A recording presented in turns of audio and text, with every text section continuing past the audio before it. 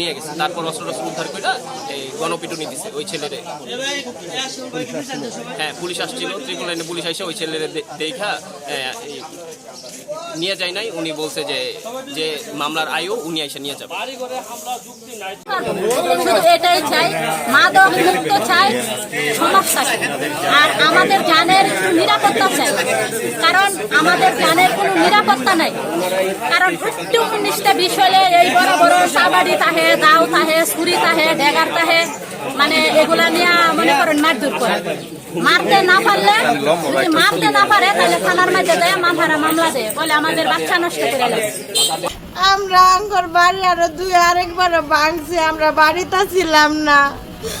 তারপরে আমি এই বেতন কারেন্টের কিছু নাই, গোসল করতারি না। আমি পাশের বাড়ি গেছি গোসল করবো লাগে, কুচি পানি আনবো লাগে, খাওয়ার লাগে। তারা খাইলাম বাড়ি ঘর ভাঙছে আপনাদের বাড়ি। এমনি তাকর লোকে আগে একটু দ্বন্দ্ব আছি, এটা নিয়ে আমার বাইরে জেলে দিছে।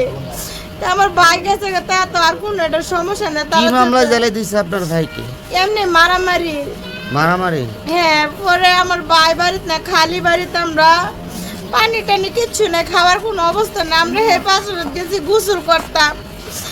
এবার দেখি আঙ্গ বাড়ির তারা লোকজন নিয়ে দাও বেন্দা চুরি অস্ত্র সবকিছু নিয়ে অস্ত্র টস্ত্র নিয়ে যে সামনে লাঙ্গর মাইরে লাইব।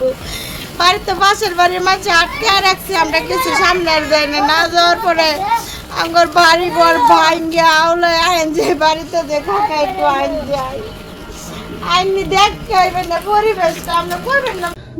আমি কি আমার তো আইন না কথা,